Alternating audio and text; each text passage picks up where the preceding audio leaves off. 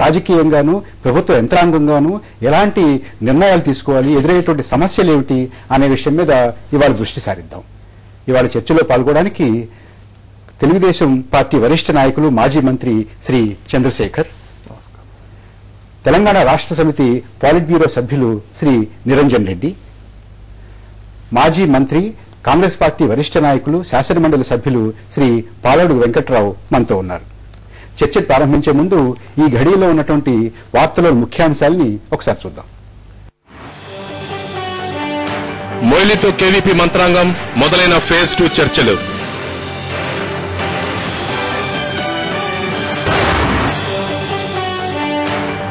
నల్లమలలో ముగిసిన సిబిఐ విచారణ 2 నెలల్లో తుది నివేదిక.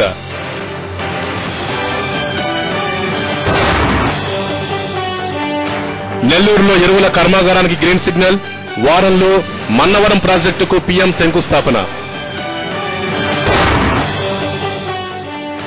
రాజధానిలో స్వైన్ టెర్రర్, ఒక్కరోజే 3 మృత్యువాత.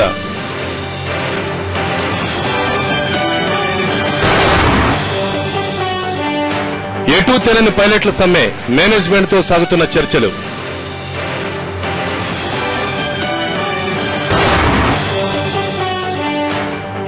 టీమిండియా లక్ష్యం 308 సెంచరీలు చేజార్చుకున్న జయసూర్య, కదంబి.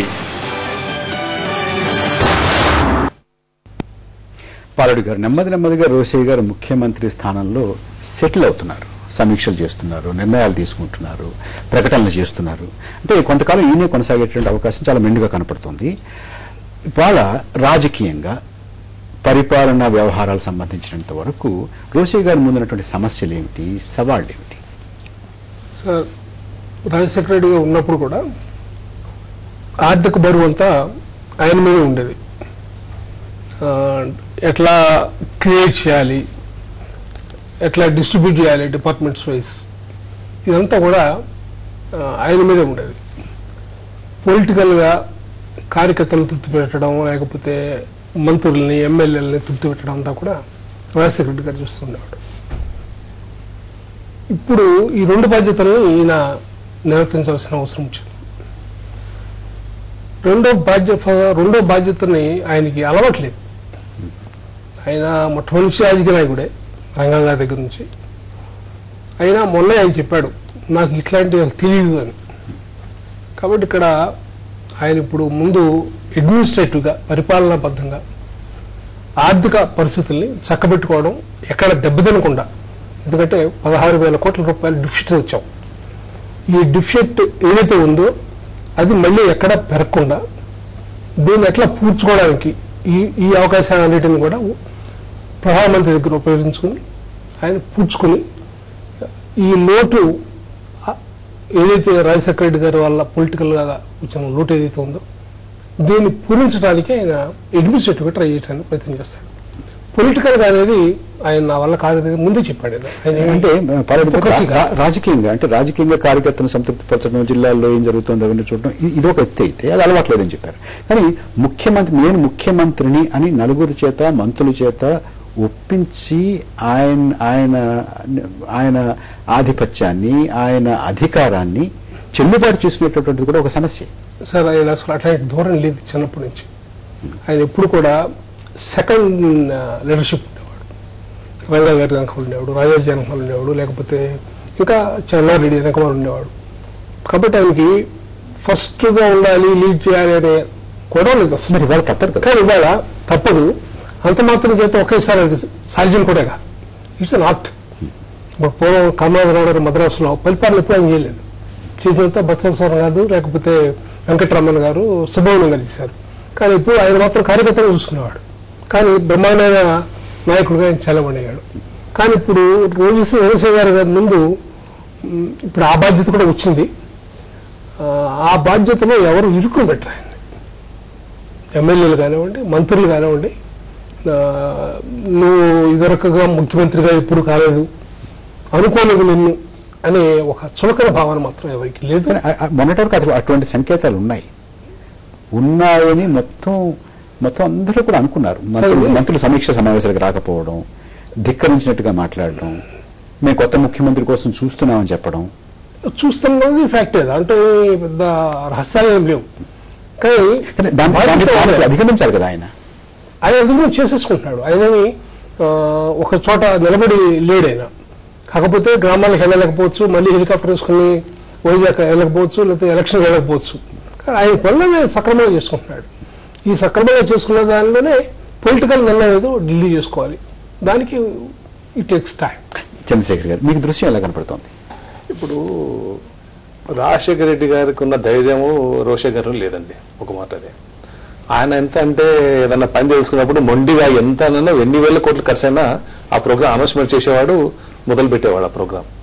అప్పటికి రోషయ్య గారు చాలాసార్లు చెప్పాడు, నేను రాజశేఖర గారిని చూసి నాకు రోజు భయం వేస్తుంది, ఎప్పుడు ఏ ప్రోగ్రామ్ అనౌన్స్ చేస్తాడో, డబ్బు ఎలా ఇవ్వాలని చెప్పని చాలాసార్లు చెప్పాడు. క్యాబినెట్ మీటింగ్ అయిన తర్వాత చెప్పడం జరిగింది. అది ఇవాళ రోషయ్య గారి పరిస్థితి ఏమిటనంటే, తను చేయాల్సిన ప్రోగ్రామ్స్ చేయాలి, గతంలో రాజశేఖర రెడ్డి గారి పైన గౌరవంతో ఆయన ఇచ్చిన ప్రోగ్రామ్స్ అని కూడా టేకప్ చేయాలి. చేయకపోతే ఏమవుతుందంటే ఈయనకి చూడండి, ఏదో ఈయన అనుకోకుండా ముఖ్యమంత్రి అయ్యాడా, అదృష్టవశాత్తు అయ్యాడా, అది వేరే సంగతి. ఈయన అయిన తర్వాత రాజశేఖర రెడ్డి గారికి మంచి పేరు తెచ్చే ప్రయత్నం జరగడం లేదు, ఆయన తీసుకున్న ప్రోగ్రామ్స్ అన్నింటినీ పక్క దూషిస్తున్నాడు అనే భావన వస్తుందనే భయం ఈయన ఒకటి ఉంటుంది. కానీ ఈయనకు తెలుసు ఆర్థిక పరిస్థితి ఏంటని ఇది బాగా తెలుసు. 14-15 సార్లు బడ్జెట్ ప్రవేశపెట్టిన పరిస్థితి చాలా పరిస్థితి. ఇప్పుడు జనంలోనేమో ఈయన కొత్తగా ముఖ్యమంత్రి అయ్యారు, రాజశేఖర రెడ్డి మొదలుపెట్టిన అన్ని ఈయన కొనసాగించాలనేటువంటి ఆశ ఉంటుంది, ఆకాంక్ష ఉంటుంది. కానీ లెక్కలు చూసుకుంటే సరిపోయేమో. గతంలో రాజశేఖర రెడ్డి గారు నగరబాట పల్లెబాట అని పెట్టుకున్నాడు. దాదాపు 8,000 కోట్ల రూపాయల ప్రామిసులు చేశాడు ఆ కాలంలో. తర్వాత మధ్యలో ఆ డబ్బులు ఎక్కువదని మానేసుకున్నాడు అనుకోండి, కానీ ఆ వర్క్ మిగిలిపోయాయి, ఆ ప్రామిసులలో ఉండిపోయాయి.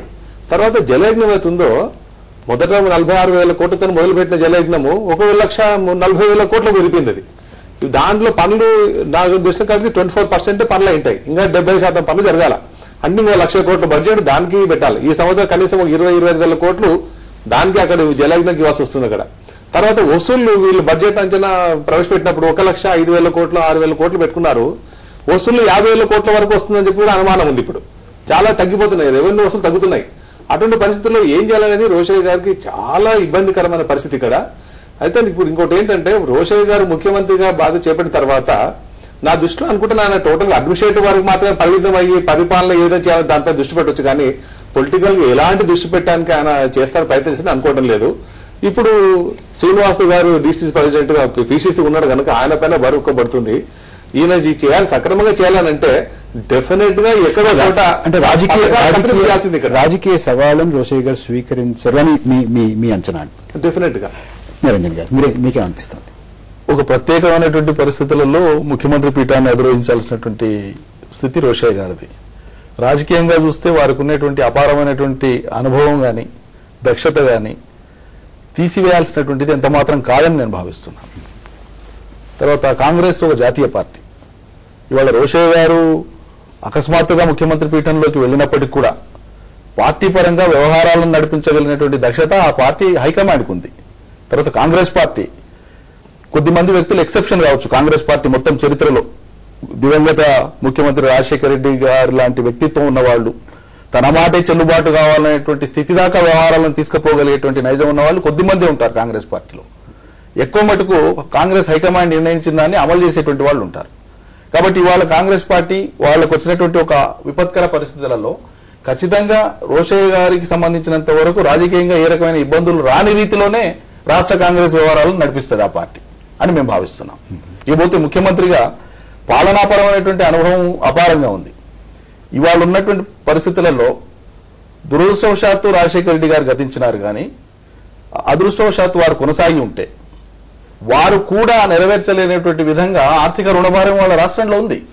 వారు చేపట్టినటువంటి ప్రతిష్టాత్మకమైనటువంటి జలయజ్ఞ కార్యక్రమానికి సంబంధించే 2009 ఎన్నికల తర్వాత బిల్లుల పేమెంట్ కోసం ఆగినటువంటి 1,000 కోట్ల రూపాయలు ఉన్నాయి. వాళ్ళ కాంట్రాక్టర్లంతా దిక్కుతోచని పరిస్థితులు ఉన్నారు. ప్రభుత్వం ఎన్నికల్లో రెండోసారి మళ్ళీ అధికారంలోకి రావడం కోసం, ముఖ్యమంత్రి రాజశేఖర రెడ్డి గారి ప్రభుత్వం రిపీట్ చేయడం కోసం ప్రజలకు ఇచ్చినటువంటి వాగ్దానాలు, ఉదారంగా ఇచ్చినటువంటి సంక్షేమ పథకాలు, ఇవన్నీ కూడా ప్రతిపక్షాలు కానీ మరొకరు కానీ వేలెత్తి చూపని విధంగా ముందుకు దూసుకునేలాంటి తాపత్రయంలో ఆర్థిక భారం పెంచినటువంటి నేపథ్యం ఇవాళ రాజశేఖర రెడ్డి గారు గతించకుండా ఉంటే కూడా అదే ఇబ్బందులు రాష్ట్ర ప్రభుత్వానికి ఉంటాయి. ఇవాళ రోషయ్య గారికి అదే ఇబ్బందులు ఉంటాయి. రోషయ్య గారు కాబట్టి ప్రత్యేక ఇబ్బందులు ఉంటాయని మాత్రం మేము భావించట్లేదు. పైగా కాంగ్రెస్ పార్టీకి ఉండేటువంటి ఈ మొత్తం అమూలాగ్రం దానికి సంబంధించిన మొత్తం చరిత్ర చూస్తే కూడా ఖచ్చితంగా వాళ్ళు జాతీయ ప్రయోజనాలను దృష్టిలో పెట్టుకొని ఆయా రాష్ట్రాలలో ఉండేటువంటి రాజకీయ పరిస్థితుల్ని వాళ్ళకు అనుగుణంగా మార్చుకునే ప్రయత్నం చేస్తారు. కాబట్టి రోషయ్య గారు వారికి ఉండేటువంటి పాలనా దక్షత, శాసన మండలి సభ్యులుగా, శాసనసభ్యులుగా, మంత్రివర్యులుగా రికార్డు స్థాయిలో దేశంలోనే అత్యధిక సార్లు బడ్జెట్ ప్రవేశపెట్టినటువంటి ఒక దక్షత గల ఆర్థికవేత్తగా మరి వారికి ఉండేటువంటి దక్షత ముఖ్యమంత్రి పదవిని నిర్వహించడానికి సరిపోతుందన్న భావనతోనే తొలి రోజు ఆ నిర్ణయం తీసుకునేది కాంగ్రెస్ పార్టీ. కాబట్టి రోషయ్య గారు ఖచ్చితంగా విజయవంతంగా ముందుకు సాగుతారని మేము అనుకుంటున్నాం ఉన్న పరిస్థితులలో. పారెడ్డి గారు, ఇందాక మనం కాంగ్రెస్ పార్టీలో రోషయ్య గారు ఎదుర్కోబోయేటటువంటి సవాళ్ళ గురించి కాసేపు మాట్లాడుకున్నాం. పార్టీ బయట తెలుగుదేశం పార్టీ నుంచి కానీ, టీఆర్ఎస్ నుంచి కానీ, సిపిఐ నుంచి కానీ, సిపిఎం నుంచి కానీ ఇతరత్ర వస్తున్నటువంటి రాజకీయ సవాళ్ళని స్వీకరించి వాటిని అధిగమించేటటువంటి దక్షత ఆయన కనపరచగలరా? నేను అనుకునేది ఆ సవాళ్ళు అప్పుడు మొదలు కావు. కనీసం 2 months ఒక గ్రేస్ పీరియడ్ లాగా, లేకపోతే ఇంకా ఇప్పుడప్పుడే కాదులే తప్పుపట్టడం మొదలు పెట్టరు, విమర్శించడం మొదలు పెట్టరు. విమర్శించడం ఎన్ని మనకి ఎందుకులే, విమర్శిస్తే ప్రజలు మనల్ని అబద్ధం చేసుకుంటారనే భయం కూడా ఉంటుంది. ఎందుకంటే ఇండియన్ సిస్టమ్ అట్లాంటిది, మనసులు అట్లాంటివి. కాబట్టి ఇప్పుడు రాజకీయమైనటువంటి విమర్శలు ఇప్పుడు రావు. ఆర్థిక ఇబ్బందులు ఉన్నాయి, అవి రోషయ్య గారు వాటిని గట్టెక్కడానికి ప్రయత్నం చేస్తాడు. దానికి సూచికగా అప్పుడే పోలవరం ప్రాజెక్ట్ని నేషనల్ ప్రాజెక్ట్గా తీసుకుంటారు అనేటటువంటి మాట ఒకటి వచ్చింది. దాంతోనే మేము దాదాపు 12,000 కోట్ల రూపాయల పైగా మేము బయటపడిపోతాం. ఇంకా అట్లాంటి చిన్న చిన్న కనుక మాకు సలహా వస్తే పెద్దగా సంక్షేమ కార్యక్రమాలకి, మిగిలిన జలయజ్ఞానికి పెట్టాల్సినటువంటి డబ్బు ఒక పెద్ద ప్రాబ్లం రాదు. అసలు ఉన్నటువంటి ఆర్థిక పరిస్థితుల్లో ప్రపంచంలో కొన్ని ఇబ్బందులు ఎట్లాగో వస్తాయి. వాటిని తట్టుకుని రోషయ్య గారు ముందుకెళ్తాడు. ఎందుకంటే రోషయ్య గారికి ఉన్న ఒకటే లక్ష్యం, ముఖ్యమంత్రి పదవి దాటి మళ్ళీ ఇంకేదో పదవి కావాలని ఆయనకి లేదు, లేకపోతే ముఖ్యమంత్రి పదవి కావాలని లేదు. ఆయన మానసికంగా కూలిపోతున్నాడు. ఇదేంటి, నాకు ఇంత పెద్ద మిత్రుడు, నన్ను భుజం తట్టిన మనిషి లేకుండా, ఆయన లేకుండా నేను ఆ కుర్చీలోకి రావాల్సిన కర్మ పట్టిందే అని అనుకుంటున్నాడు తప్ప ఇది హ్యాపీ నోట్గా, ఇది నాకు మంచిగా జరిగింది అనే మాట అనుకోవటం లేదు. ఏ కాంగ్రెస్ వాడు అనుకోవటం లేదు. ఆంధ్రదేశంలో నాకు తెలిసినంత వరకు ఏ కాంగ్రెస్ వాడు హ్యాపీగా లేడు. పారెడ్డి గారు, ఇప్పుడు చిన్న విరామం తీసుకుందాం. విరామం తర్వాత ముఖ్యమంత్రి రోషయ్య గారి ముందున్నటువంటి పరిపాలనాపరమైనటువంటి సవాళ్ళని, వాటిని ఎదుర్కొనేటువంటి మార్గాల్ని, ప్రత్యామ్నాయాల్ని చర్చిద్దాం.